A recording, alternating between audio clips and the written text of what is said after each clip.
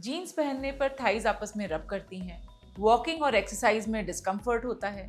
Weight loss के बाद भी अगर आपकी ये प्रॉब्लम्स बनी हुई हैं इनर थाइज को लेके, तो इसके पीछे की वजह और ट्रीटमेंट हम इस वीडियो में डिस्कस करने वाले हैं। अब हमने एक्सरसाइज और डाइट बहुत कर लिया, लेकिन इनर थाई का फैट रेजिस्टेंट क्यों होता है? ये आपकी जेनेटिक टेंडेंसी हो सकती है। यूजुअली फीमेल्स में स्पेशली जो इनर थाई का फैट है वो एक रेजिस्टेंट फैट की कैटेगरी में आता है, और बहुत बार वेट लॉस से साइज रिडक्शन तो होता है लेकिन शेप चेंज नहीं होती, और जो थाई का बल्ज है इनर साइड में वो वैसा का वैसा रहता है, या फिर बहुत ही कम डिफरेंस देखने को मिलता है उसमें। और ये सिर्फ इनर थाई में नहीं, बल्कि बहुत लोगों के आउटर थाई में, फ्लैंक्स में, लोअर टमी में और अपर आर्म्स में भी होता है। अब एक टर्मिनोलॉजी है बनाना रोल फैट।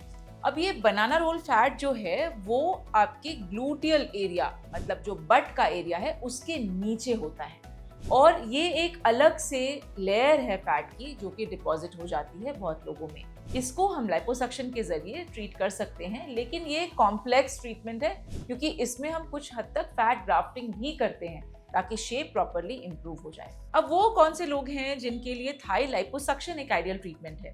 अगर आपकी स्किन ज्यादा सैगी नहीं है, बहुत ज्यादा सीवियर लैक्सिटी नहीं हुई है वेट लॉस के बाद, अगर आपके फैट डिपॉजिट अबनॉर्मल है और वेट लॉस या डाइट के बाद भी नहीं जा रहा उस एरिया से, तो आप लाइपोसक्शन के लिए आइडियल कैंडिडेट हैं।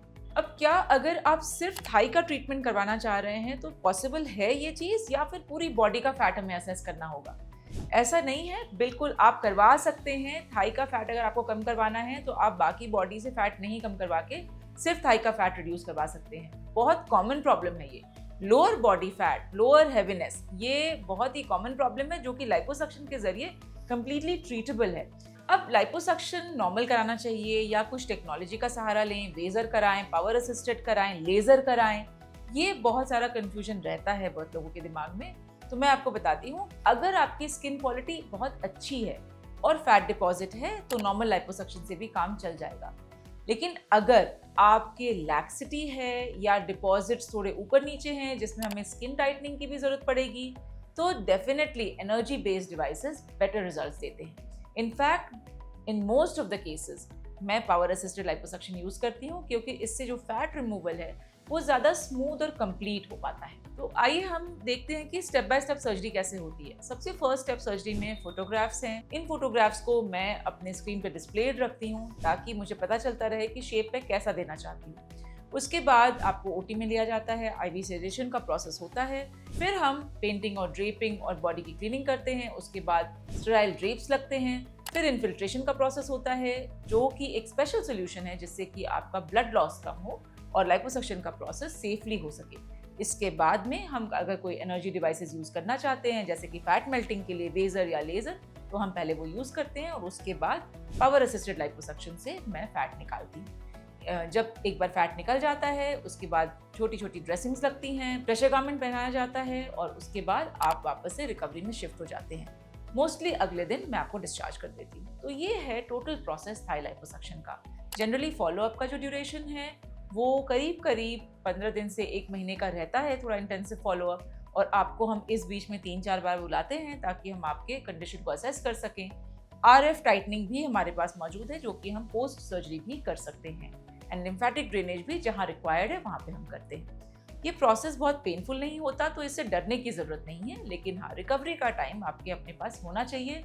कंप्रेशन गारमेंट पहन के आप रेगुलर लाइफ शुरू कर सकते हैं 3 से 4 दिन में, बट बहुत स्ट्रेनुअस एक्टिविटी आप नहीं कर सकते। उसके लिए आपको समय निकालना पड़ेगा कि आप रेस्ट करें और 3 हफ्ते से 4 हफ्ते के बाद आप एक्सरसाइज में वापस जा सकते हैं। कंप्रेशन गारमेंट का सवाल होता है लोगों का कि कितने दिन पहनना होता है, तो जनरली मैं अपने पेशेंट्स को रिकमेंड करती हूँ कि 1 महीने तो ज़रूर पहने, और अगर लैक्सिटी ज़्यादा थी तो इसको हम एक्सटेंड भी करते हैं 2 से 3 महीने तक। थाई लाइपोसक्शन का रिजल्ट तो मैं बोलूँ तो अगले दिन ही दिखता है क्योंकि हम डेफिनेटली बल्क रिड्यूस कर रहे हैं, और लेकिन कुछ स्वेलिंग आती है सर्जरी के बाद, और जैसे जैसे वो स्वेलिंग सेटल होती है आपको रिजल्ट और भी बेटर दिखता है।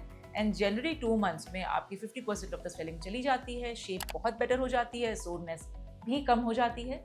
बट ऐसा नहीं है कि 2 मंथ्स ही लगेंगे, बहुत लोग इससे पहले ही रिकवर कर जाते हैं।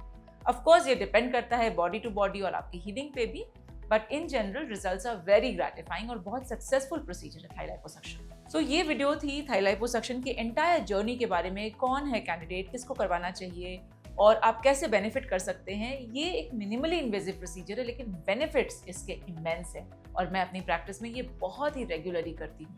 अगर आपके सवाल हैं थाई लिपो को लेके तो आप मुझे कमेंट बॉक्स में लिख के पूछें, मैं उनका जवाब दूंगी। अगर आप इंडिविजुअली सवाल करना चाहते हैं तो आप एक अपॉइंटमेंट बुक कर सकते हैं। डिस्क्रिप्शन बॉक्स में हमारे नंबर्स हैं, आप उनके ज़रिए हम तक पहुँच सकते हैं। And thank you for watching and do like and share the video.